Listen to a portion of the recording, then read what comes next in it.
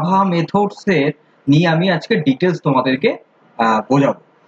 তোমরা স্ক্রিনে দেখতে পাচ্ছ আমি জাভা মেথডস এর আমি একটা ব্লক ডায়াগ্রাম আমি এখানে একটা করে রেখেছি, যেটা তোমরা দেখছো কি যে প্রথমে একটা মেথড এখানে নাম আছে, তারপরে কিছু স্টেটমেন্ট আছে, তারপরে হচ্ছে মেথডটা রিটার্ন করে।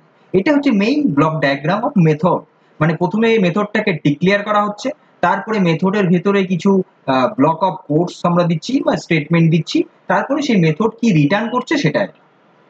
এরপরে আমরা তাহলে ডিটেলস এবার দেখি যে মেথডের ডেফিনেশন কি। দেখো মেথডের ডেফিনেশন আর ফাংশনের ডেফিনেশন সিমিলার। মেথড আর ফাংশন মানে হচ্ছে কি যে একই কাজ যদি আমরা রিপিটেড করি তখন সেটা আমরা মেথড বলবো। মানে একটা মেথডের মধ্যে আমি কোনো টাস্ক আমি দিচ্ছি, যে টাস্কটাকে আমি বারে বারে এই মেথডটাকে কল করতে পারি। একবারই কল করা যাবে এমন না, মাল্টিপল টাইম আমি কল করতেই পারি। তো এইবার সেইটাকে কল করার করলে পরে যতবার আমরা কল করব সেইভাবে আমাদের রিটার্নটা দেবে। তাহলে কি হচ্ছে যে একই কাজ আমি বারে বারে যদি আমাকে করতে হয় থ্রু আউট দ্য প্রোগ্রাম, যে আমাকে একই কাজ বারে বারে করতে হচ্ছে কোনো একটা স্পেসিফিক কোনো একটা টাস্ক, সেক্ষেত্রে আমরা মেথড বা ফাংশনকে ইউজ করব। এবার এখানে মেথড আর ফাংশনের সিনট্যাক্সটা কি দেখো। মেথড আর ফাংশনের সিনট্যাক্সটা তোমাদের স্ক্রিনে দেখতে পাচ্ছ তোমরা। দেখো পাবলিক স্ট্যাটিক রিটার্ন টাইপ দিতে হবে, অবশ্যই পাবলিক যদিও না দাও কিন্তু স্ট্যাটিক দিতেই হবে, রিটার্ন টাইপ দিতে হবে।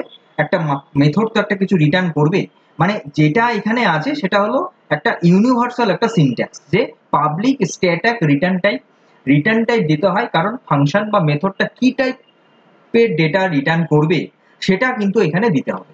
আর কি এই যে প্যারান্থেসিসটা দিতে হয়, ফার্স্ট ব্র্যাকেট ওপেনিং ক্লোজিং, যেটা তোমরা সবাই জানো।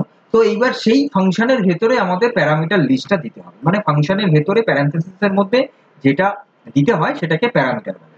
আমি প্যারামিটার আর আর্গুমেন্টস নিয়ে অলরেডি আমার কতগুলো ভিডিও আছে, আমার এক শর্টসও আছে, সেই শর্টস ভিডিওগুলো তোমরা একবার দেখে নেবে, তাহলে ওই টিপসগুলো তোমাদের খুব কাজে লাগবে। প্রোগ্রামিং টিপস আমি কিন্তু তোমাদের দিয়ে থাকি, হ্যাঁ। তো সেই ভিডিওগুলো তোমরা একটু দেখবে, তাহলে তোমাদের এই জিনিসগুলো ক্লিয়ার হয়ে যাবে। প্যারামিটার আর্গুমেন্টস নিয়ে আমি দিয়েছি, তোমরা একটু দেখে নিও। তো যাই হোক, তাহলে এই হচ্ছে সিনট্যাক্স, যে আমরা কি করে মানে মেথডকে আমরা ডিক্লেয়ার করব, ডিফাইন করব। যে জায়গাটাতে পাবলিক স্ট্যাটিক, এটা অলরেডি তোমাদেরকে শুরুতেই বলেছি যে পাবলিক স্ট্যাটিক কেন থাকে। রিটার্ন টাইপ মানে ওই যে একটা ভ্যালু রিটার্ন করবে, আর মেথডের নাম দিতে হবে অবশ্যই, যেরকম ভ্যারিয়েবলের নাম দিতে হয় মেথডের নাম দিতে হবে। প্যারামিটার লিস্ট মানে ওই যে প্যারামিটার যেখানে যে ফাংশনটা যে টাইপের ভ্যালু রিসিভ করবে ঠিক সেই টাইপের ভ্যালুগুলো ওখানে দিতে হবে, মানে ডিক্লেয়ার করতে হবে। যেরকম আমরা ভ্যারিয়েবল ডিক্লেয়ার করি ইন্টিজার এ বা ইন্টিজার বি, ঠিক সেম লাইক হচ্ছে ওইটাও। এরপরে আমরা দেখবো হচ্ছে মেথডের বডি। এবার বডির ভেতরে আমরা কিছু স্টেটমেন্ট দিয়ে থাকি, যে কোডগুলো এক্সিকিউট হয় সেই এক্সিকিউশন কোডগুলো যেরকম তোমরা স্ক্রিনে দেখতে পাচ্ছ, এক্সাম্পলটা দিয়ে দিয়েছি আমি, ঠিক সেরকম।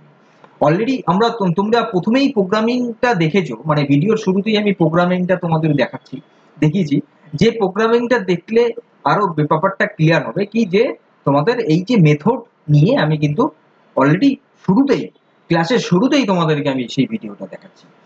তো এইবার কলিং মেথড আছে, যে আমরা এবার মেথডটাকে তো প্রথমে ডিক্লেয়ার করলাম, তারপরে মেথডের ভেতরে আমরা কোনো স্টেটমেন্ট এক্সিকিউট যেগুলো হবে সেই স্টেটমেন্টগুলো দিলাম, তারপরে এইবার মেথডটাকে কল করতে হবে, মানে সেই মেথডটাকে আমাদের ওই নামে কল করতে হবে, যে নামে আছে সেই নামে কল করতে হবে। কিন্তু কলিংটা অবশ্যই কিন্তু মেইন ফাংশনের মধ্যেই দিতে হবে।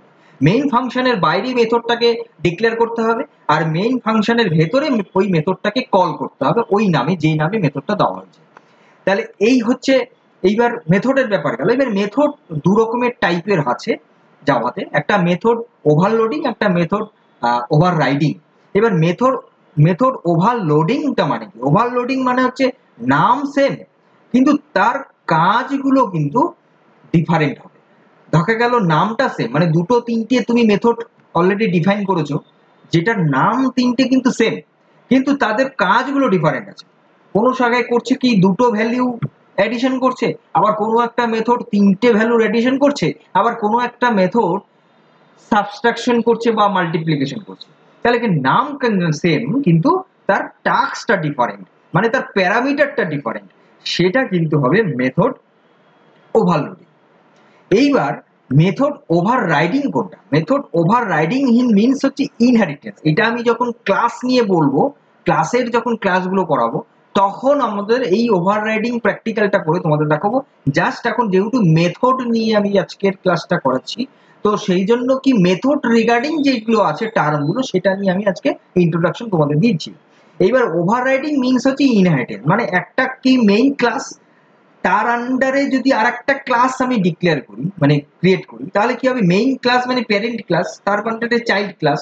এইবার প্যারেন্ট ক্লাসে অলরেডি একটা মেথড নাম দেওয়া হয়েছে, সেই মেথডটাকে যদি আমরা আবার চাইল্ড ক্লাসেও যদি আমরা সেই মেথডটাকে ডিক্লেয়ার করি, মানে কল করি, সেটাকে বলা হবে কি মেথড ওভাররাইডিং। মানে মেথডটা ডিফাইন হয়েছে প্যারেন্ট ক্লাসে, কিন্তু তার কলিং হচ্ছে চাইল্ড ক্লাসে। এই ধরনের কনসেপ্টটা হচ্ছে মেথড ওভাররাইডিং।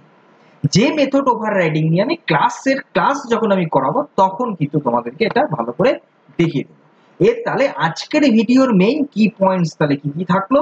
মেইন থাকলো হচ্ছে মেথডের অবশ্যই কোড অর্গানাইজেশন রিইউজেবিলিটি হয়, আর অ্যাপ্রোপ্রিয়েট রিটার্ন টাইপ আর প্যারামিটার লিস্ট দিতে হবে, মিনিংফুল মেথডের নাম দিতে হবে, আর মেথড ওভাররাইডিং আর ওভারলোডিং আর ওভাররাইডিং তোমাদেরকে তোমরা বুঝতে পারলে।